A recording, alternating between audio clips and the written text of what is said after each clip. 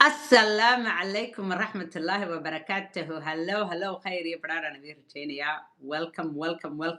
I hope you guys are doing well. Thank you so much for joining me. أعوذ بالله من الشيطان الرجيم. بسم الله الرحمن الرحيم. اللهم صل على محمد وعلى آله وصحبه أجمعين. Allahu Akbar. Where baliwe please like kuboba like Sara because qoyan welfare cuntoy guri qarmuun oo dahya brown ku jirtooy kuraasi waaweyn oo qarmuun iyo kitchen wada heera dhex fadhido teleefankuna halka ugu jirto qabyaaladii qashin ka shaqeyso ayaa weerar ugu aniga because anigu damiir baan leeyahay I am enlightened qalbigayga nuuraya wajigayga nuuraya ilaahay baa jecel xaqa ayaan u taaganahay oo barbar taaganahay iyaduna dhooqo iyo qabyaalad aan waxba tarino lagu kufsado lagu dilo iyo calan caabud dulaysta caabud weeye fadxiye aynu ka xidhno orodoo luuqada baro maxaad mar banaagu wacaysaa u leedahay kaale ila report garee af ma barato wadan kastay tagto waa ka qaawan tahay wax kama barato xumaanta iyo welfare sida loo dhaco iyo tuugnimada ay ka barataa qoyan qarmuun weyn wax kale kama barato qaale ila report garee حسبنا الله ونعم الوكيل إلهي بانو كوغ رغني حسبنا الله ونعم الوكيل بانو كلنا دوليسته iyo qoyan qabyaalad huwanayaal qarmuunayaal alla ka soo horjeedayaal حسبنا الله ونعم الوكيل qurun yahow aan dead people walking way waxba isku falayn oo waxba garanayno jaaxiga Somaliland bay ka soo horjeedaa Somaliland anadi ka jecel sharaf baa la doonaya cisi baa la doonaya karaam baa la doonaya waxaan ilaahay ku siin inaad cunayn baan ogahay waxaad meel xun u gasho inaad ku bukoonayso inaad cudur ka qaadayso inaad u dhimanayso inaad meel fog caruurta wallahi oo billahi oo tallaahi qof kasta oo fadaranimada aaminsan oo u xaglinaya oo waliba qof xaq u taagan doonaya inuu afka qabto oo aamusiyo caruurtiina ku maqan tahay oo gurigiina ku maqan tahay oo rimaygiina ku maqan tahay oo dhaligiina ku maqan tahay qoyan qarmuun weyn I fucking hate you qoyan qarmuun weyn I'm done talking about these people indhuhum baynu ka eegaynaa I have nothing more to say wallahi wax walbaan doonaya inaan dhahdo waan idhi that's it wax walba oo aan doonaya waan idhi and don't forget product in the health hair care and skincare product most amazing product made by us and for us idinka sameeyay idinka ladies sameeyay maqaarkeena loo sameeyay website-keegu waa www.hindahairandSkinWellness.com www.hindahairandSkinWellness.com alaabtii also way gaadhay Vancouver and serumka saddexdan ayaad ka helaysaan saddexdan because this is the most important product creamki haaraha saliidi iyo face serumki intaas aad uga reer Canada u iibsataan marka alaabta kale inaanu meesha ku khasaarayno maanu doonayn marka waxaad la xiriireysaan xamdi baad la xiriireysaan telefonkeedu waxa weeye 604-787-6959 604-787-6954 xamdi baad la xiriireysaan hinda Europe iyo haddaad joogto iyo meelaha kalena waxaad ka dalbanaysaan hinda Europe iyo Australia www.hindas.co.uk hindas.co.uk Maraykan haddaad joogtana unless aad Columbus Ohio joogto meelaha kale oo dhan waxaad ka dalbanaysaa www.hindahairandSkinWellness.com www.hindahairandSkinWellness.com maanta waa maalintii aan soo noqon jiray arrin kale ayaan aad iyo aad u soo important baan u soo noqon doonaa very important. But let's talk about Iran. I don't know. This deal is very different. Of course, deal kila masxiixin waxay u egtahay in la saxiixi doono jimcaha soo socda ayaa lagu saxiixayaa Geneva lagu saxiixi doonaa and of course dealkani waa deal ku meel gaar ah ma aha the final 60 days bay haystaan inay isku afkartaan qodobada laga wada hadlayo oo dhan and laakiin waxyaabo badan sidii aynu horeba u maqalay idinkuna aad hore ula socotaan waxweeyaan Iran already guul bay taagan tahay because already the Strait of Hormuz fees ban charge gareynaynaa bay yidhaahdeen okay toll ugu yeedhi mayno but fees ban charge gareynaynaa weligeena sii dayn mayno so already faraha looga qaaday it's not gonna happen dadka waxaa laga yaabaa siyaabo kale in looga iibiyo bad war jiraaba cakaaro iman uuna iska cad yahay waxba ma qarsoomaan anymore and waxa cajiiba in loo ogolaaday in ay enrich garayn karto uranium oo ay u isticmaali karto civilian أول بس دا سون بيحد أنت سون بأول بربتي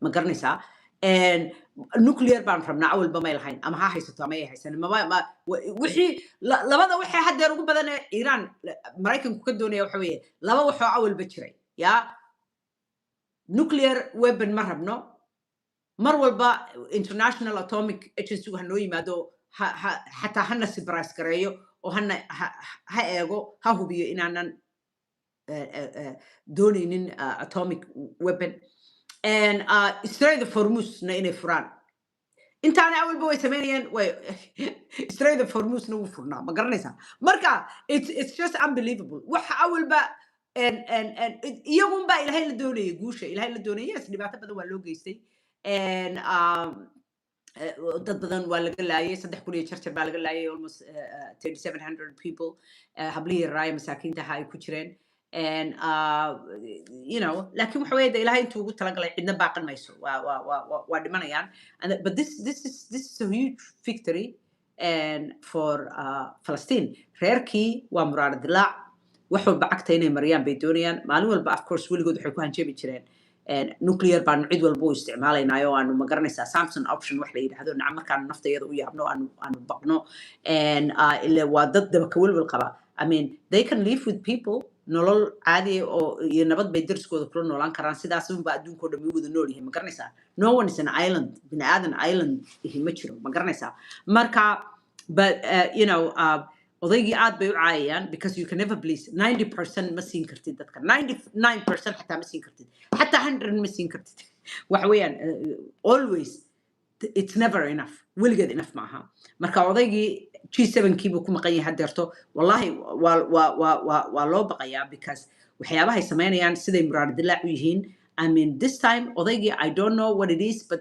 something is different this time odaygii I don't know wax dhacay ma garanayo but and this deal might go forward iyagu way isku dayayaan wax kastoo ay sameyn karaan inay dealkan cagta mariyaan and laakiin something is happening waxbaa jira somehow maraykankii wuu daalay shicibkii way daaleen dadkii khatiyaan bay taagan yihiin I mean qorshihii ay wadeen wuxuu ahaa dee maalinta aynu aragno maraykan in ay inaga sii jeesatay inaynu iyaga iyo waddankaasoo kale for example isku baabiino maraykan qolof aynu ka dhigno and dadka aynu financially la dagaalano systemkan aynu dadka u isticmaalo cusub ee hadeerto AI iyo waxyaabahan but iyaguna qorshahooday leeyihiin ilaahayna qorshihiisu leeyahay I don't think that qorshahaasi inuu shaqaynayo anymore it's not working I don't think so because waxay ku talagaleen by the time ay iyagu halkaa marayaan in dadka kaloo dhami adduunka inta kaloo dhami ay ka dambayso yeah and ayay ku talagaleen si fiican soo ima maqlaysaan qof baale soundka wax ka sii yihiin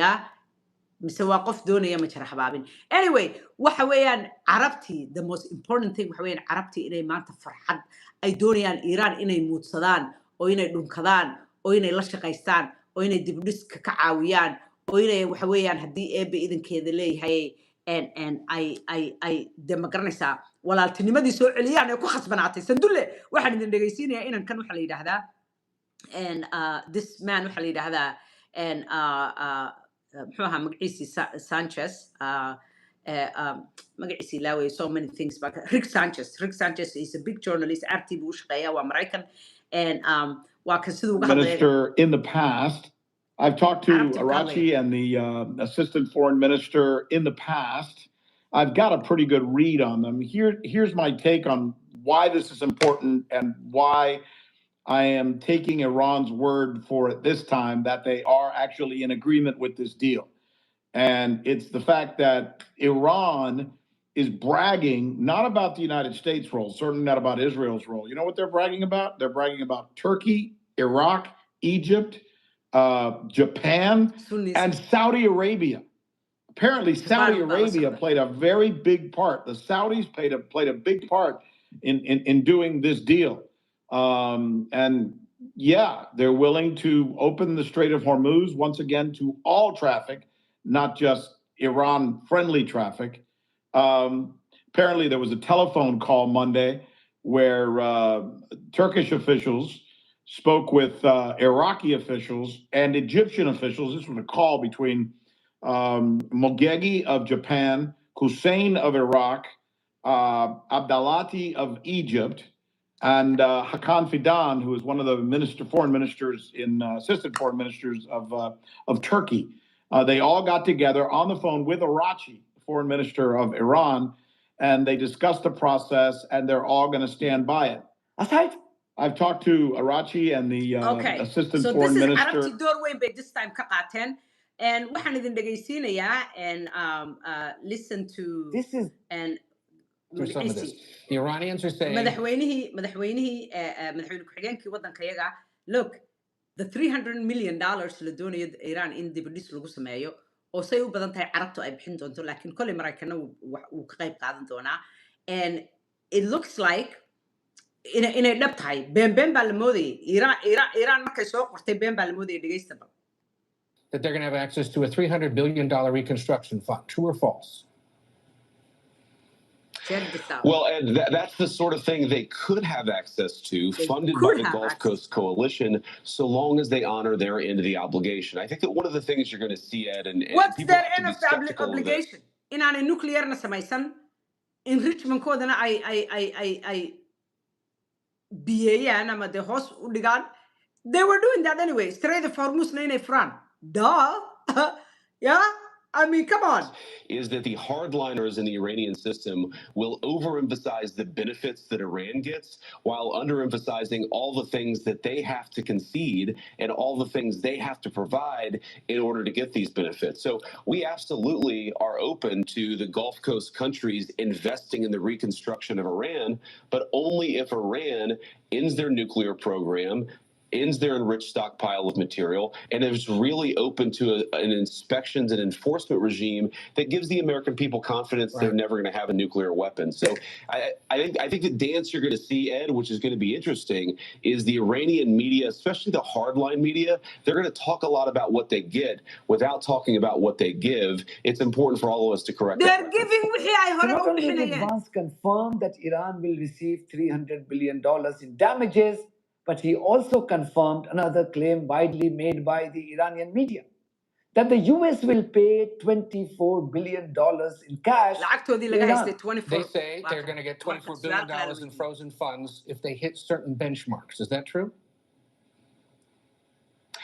Well, again, Ed, we're open to a lot of things that are on the table, but that $24 billion just doesn't appear anywhere in any of the text that we've talked about. Well, because they don't want any text Quran, it doesn't appear in the text. It's their own money anyway. But because text Quran, because all they're going to interpret with Obama, Diyaar into buxiyay oo bangiyada Washington DC, Maryland, the Beltway empty ka dhigay cash ku qaaday xagga ku geeyay. Of course, that's not going to appear, but that's exactly waxa socda waxa dhacaya. What we have said is that we're willing to talk about memorandum of understanding it's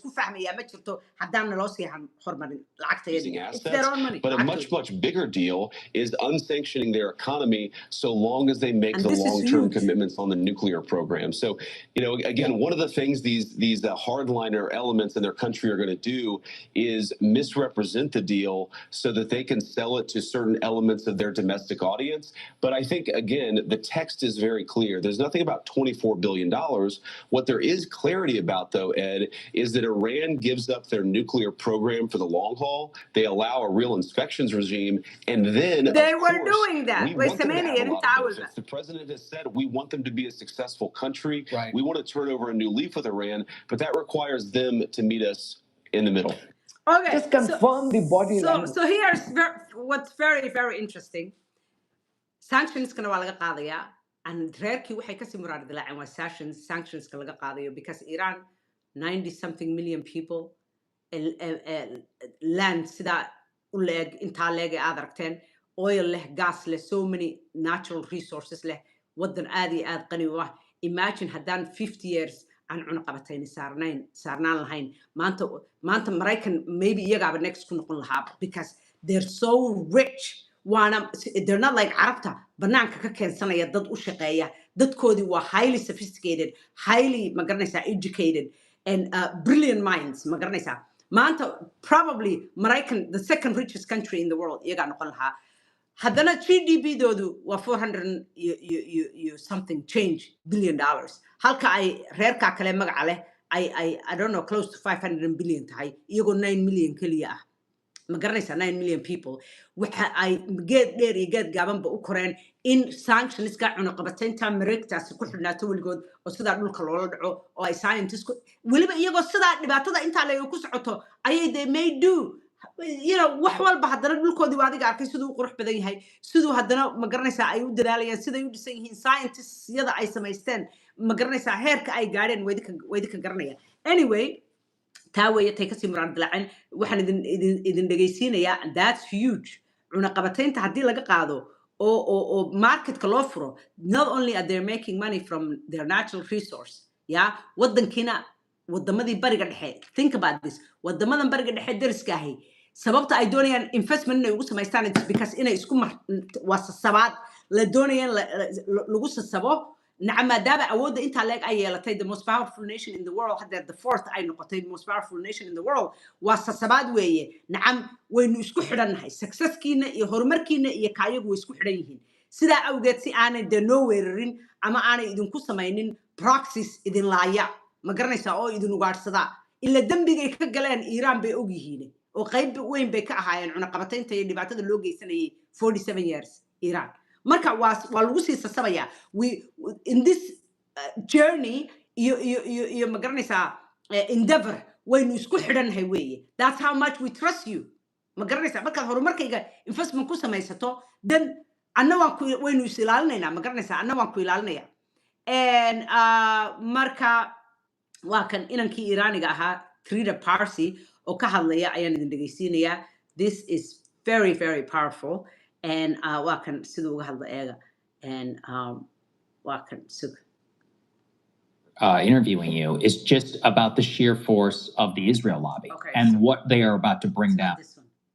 Not only that Trump would end the war, but also lift the sanctions. reerkii waxay la waalanayaan dadkii asxaabtooda waxay la waalanayaan la muraad dilaac yihiin ka ugu weyni waxa weeyaan it's not even the nuclear it's removing the sanctions because our nuclear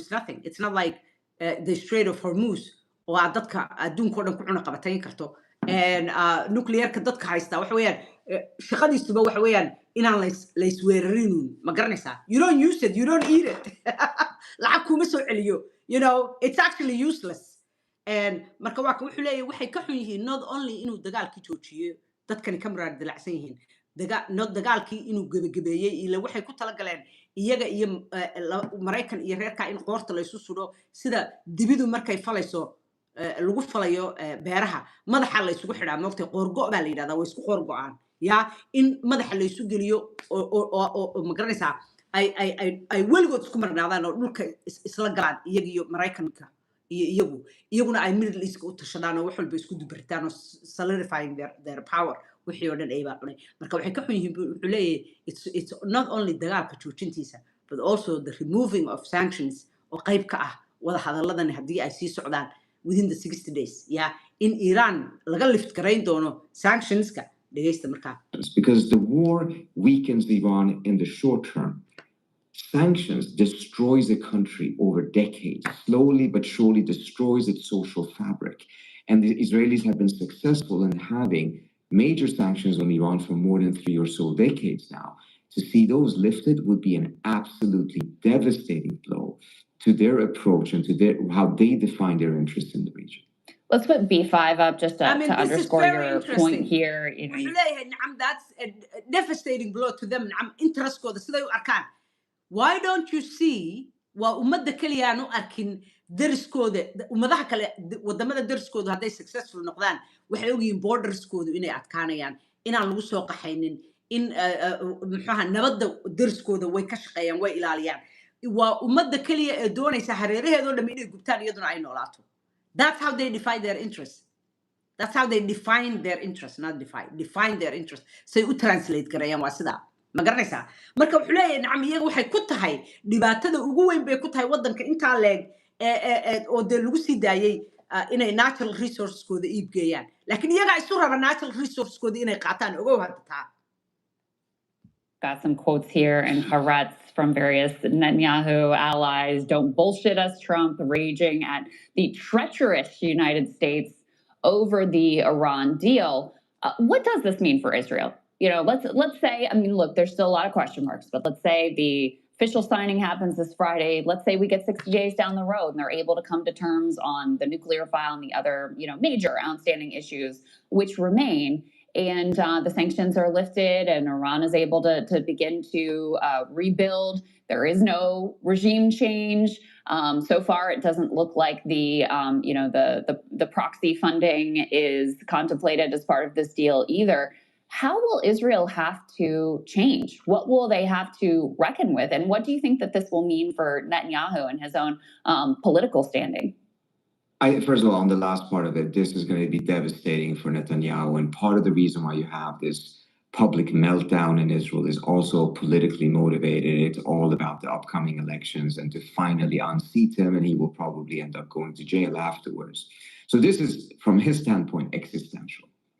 But for Israel, the Israelis could adjust to this reality, change their security doctrine, recognize that they have to find some sort of a modus vivendi with a lot of different countries in the region, that they will not have security by constantly dominating their environment and thinking that they have to have total maneuverability in Syria, in the West Bank, in Lebanon in order to be secure, but actually vie for real peace, something that we have absolutely not seen from the Israeli government for at least 15 or so plus years.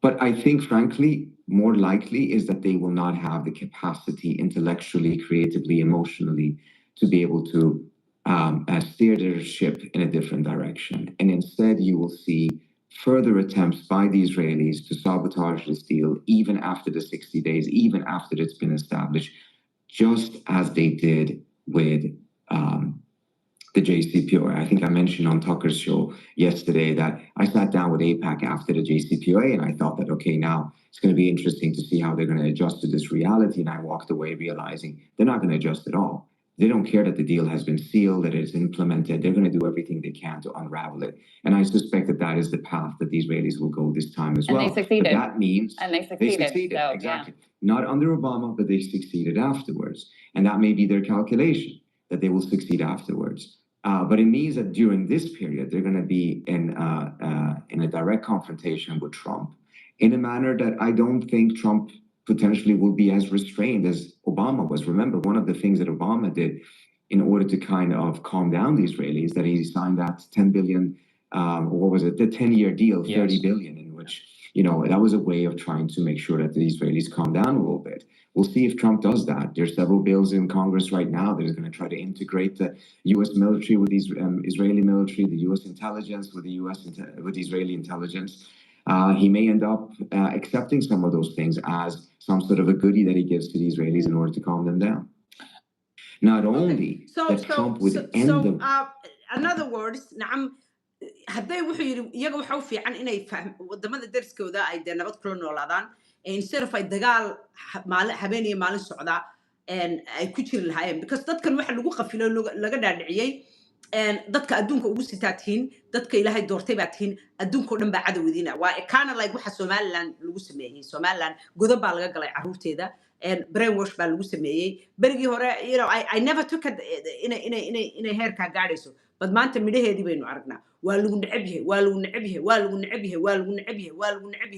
yahay markaad maanta qofka cadow baad leedahay waa laga soo horjeeda waxa sameeynayaana waa dad gooniya ayaa waxa ku shaqaysanaya dadka awoodda jecel baa waxa ku shaqaysanaya dan ugu jirta dadka masaakiinta iyo shicibka ma jirto ma garanaysaa laakiin si ay dadka doonaya inay ku xukumaan ay u helaan ma garanaysaa the top tier ay u helaan Mareykanka waa lagu sameeyaa maalin walba waxa lagu yiraahdaa adduunka oo dhan baa your way of life necab sidaad u nooshiin baa la necab yahay waa jealous baa leedika soo horjeedaa ma garanaysaa waa inaanu dadka dhulkooda ku weerarnaa intaana in iyagu inoo iman cid samaynaysaa ma jirto ma garanaysaa marka waxaas oo dhan waa wax lagu shaqaysto oo certain groups of people the top tier the billionaires and millionaires ku ay ku shaqaystaan ma garanaysaa iyo dadka siyaasiyiinta oo u shaqaysa dadka ladan u shaqaysta u shaqeeya marka anyway nacam waxaad ogaanaysaa xataa Soomaalida kale xataa markaad eegto qabiilku sidoo inoo majara habaabiye for example waadiga arkay xataa diintii buu ku ilowsiinaya diintu albaabkay ka baxaysaa markay noqoto qabiil it doesn't matter which part Soomaali oo dhan markaad eegto ma garanaysaa marka anyway marka wuxuu leeyahay way u fiicnaan lahayd inay fahmaan oo nabad ay ka shaqeeyaan laakiin I don't think they're going to do that ma garanaysaa ay nabad ku nastaan oo faraha ka qaadaan wadamada kale derskooda ah oo nabad kula noolaadaan oo borderskooda laakiin xejistaan oo because maba rabaan borders the greater wadankii isaga ahaa bay doonayaan ilaa Sacuudi Arabiya ku tashadeen inay qabsadaan maanta waynaga arkayna Sacuudi Arabiya active siduu ugu yahay inuu nabadda ka shaqeeyo wadankan Iran waxa kaloo aan idin tusayaa oo very interesting ah odaygiyo G7 ka jooga waa kan oo leh Israel Hezbollah way ku rafatay bilina dhan bay duminaysaa because iyagoo hal qof raadinaya oo Hezbollah ah marka Syria ayaa la qaatay inaan ku dalbo kulaha because ninkaasi wax walbo aan idhaahdo samee wuu sameeyaa that's Sunnis for you by the way laakiin this time I don't think Syria in hadday caqli leedahay dee ay yeelayso because haddaanu ninkaasi anigu ninkaa waxaan u qabaa Syria haysta Jolani inuu yahay reerkaas uu yahay baanu haystaa oo undercover yahay aabihii baa ahaa reerkaas anu saasaan u haystaa I don't trust ninkaas hadduu markaa Trump yeelo waxa weeyaan de markaa way iska caddahay laakiin Sacuudi Arabiya influence badan bay ku leedahay iyo Turkiba labadooduna dooni maayaan in ay Hezbollah hadday isku taataabtaan Iranna meesha way soo gelaysaa marka dhageysta waa kane G7 kii buu joogaa bilateral meetings. One was with Zelensky. This one was with the Emir of Qatar, where he appears to say and to shunt Israel under the bus in Lebanon, though, of course, Bibi Netanyahu is resisting. We'll show you that here in just a little bit. But here are his comments where he says that if Israel can't handle Hezbollah, maybe Al-Qaeda in Syria can. Let's take a listen. Syria, you know, he's pulled that country together amazingly quickly. He's very capable. And he's been very good for me. He's protected everything that I've asked for, he's done. And if Israel can't do the job without killing everyone else, he'll do the job. Syria will do the job. He'll do the job. Syria will do the job. So we're going to ask... Can you imagine that? Syria will do the job. Why? Syria bxaka galay. Syria marka Israel bay u helinaysaa. Yeah, I mean, that's the Muslim college was offering. نعم عقلي كورن بالعقلي كورن إسرائيل one of the most powerful militaries in the world أيها وحبك قاد ويا حزب الله سوريا بالبرسن وإلهي حال كده يدي factions وكلا تشبطي أيها لدونيا إن it's so embarrassing anyway and وحن كوجا بجبالي هالكن and Ben Shapiro meltdown and Wilkie Trita Parsi wa Iranian American ma hawa Swedish ku koray halkan green card buu haystaa reerkii baaba aad iyo aad ugu kacsan and oo ka hadlaya kiyo isku buuqay aspect of this but on the financial aspect of this what do we know about how this is all going to work out, and how do you think that the administration will try to spin that? Because, of course, the right, under the JCPOA, we heard endlessly about these pallets of cash and, have heard about this for years and years afterwards. I'm sure Trump has talked about it as well. And so now you have significant amount of money that is going to flow to Iran, much of which is their own assets. However, it seems like a difficult piece for them to try to sell. So I'm hearing this critique also from some folks from the Democratic side. That, oh my God, they're going to get investments. Let's separate a couple of things. First of all, you have the unfreezing of their assets as a result of sanctions relief. That's their own money that they will have access to again, which is what they use in order to be able to buy food, medicine, or other things. Then you have what is called this investment fund. You have to remember, the Iranians have suffered $300 billion plus in damages as a result of this war. It's a different. So this is a reconstruction fund that whether the U.S. is going to be part of it or not, we don't know yet. But it is an investment fund. This is the other countries in the region saying, okay, we are now going to try to have an economic relationship with Iran, integrate ourselves with the Iranian economy as a way of building a buffer against a future war. Because we want to make sure that, we clearly cannot just rely on American bases or American weapons that actually ended up being a detriment to our security. So we're going to have to move away from this idea of just completely containing the Iranians. We have to integrate with them as well. And if we do that, we will build bridges that enables peace to actually flourish in the region in the very same manner that after Second World War. intii aan hore idinku sheegay oo dhan weeye waxaan doonayaa inaan idin geeyo tan waa tuu financial kaga hadlayo solidifying oo uu ku sii xoojinayo 300 billion-ka iyo inay most likely lacagtaasi ka iman doonto Carabaha. But waxaan doonayaa, let me see the other one. Not only Shabir and doonayo Warar Xiiso inaan idin tusay. Not only I think it's before we were interviewing you is just about the sheer force of the Israel lobby and what they are about to bring down on the head of Donald Trump. You lived through the original Israel lobby attacks ongoing from very right. odaygii waxa uu sameeyay way caayaan way aflagaadada dhulka isla dhacayaan waa Warar Xiiso nacam. It's actually very, very scary. Herself. But what we are watching here with Ben Shapiro and others is a serious, serious threat that I don't want to diminish in any way to Donald Trump and really to the entire country. Let's take a listen here to a preview of what we're going to be hearing now for the next 60 days. Let's take a listen to Shapiro. Israel is going to have to respond to terrorism across its border, as we'll see.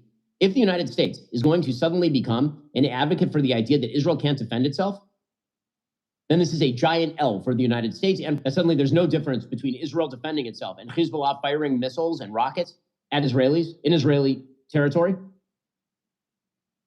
Okay, this is the problem. If you keep sending the signal to a terror-backing regime that chants death to America, that you want to deal with them so badly that you're going to tell our allies in the region to stand down, you are giving them an enormous amount of forward momentum. And that is a huge mistake. Huge mistake and a giant L here for the United States. The total fusing, sir, of Israeli and U.S. He doesn't care about the United States. There is no separate, just conceptually to separate them is wrong from their perspective. Look, I think we have to remind ourselves of one very important thing. Yes, you're absolutely right, Sagar. This is going to be extremely tough. But Obama did win this fight. Yeah, he beat Obama defeated them back in 2015 and defeated them in Congress as well when there was this massive fight and then every Republican was voting with the Israelis at that time. That means that this can be won again, but it's going to be a hell of a fight. There's no doubt about it. It's after Obama won the fight that they before we were interviewing you is just about the sheer force. Anyway, I'm coming back to talk about another thing. Of by the 3 people are watching. Had 3 people daawanayaan saddex baad ku tahay maxaa ku dhigay meesha 3 people are watching. You're 3 maxaa meel 3 people daawanayaan aad ka joogtaa marka. And English markaas like dadka qaar baa malaa walaal markaas ay soo qoraan nin oo wuxuu ka dhigayaa brother buu leeyahay. So I don't know qofku inuu aniga ila hadlayo inuu cid kale ka hadlayo. But anyway, come back. This is going to be very interesting. School raaliya la yiraahdaa la furay. Weligaa maqli maysid, ya? Weligaa maqli maysid. School muxuu ahaa rajaal la yiraahdo ayaa la furay. Weligaa maqli maysid, ya? Marka anyway, come back. Let's have a little bit of fun. This was a little bit more serious. And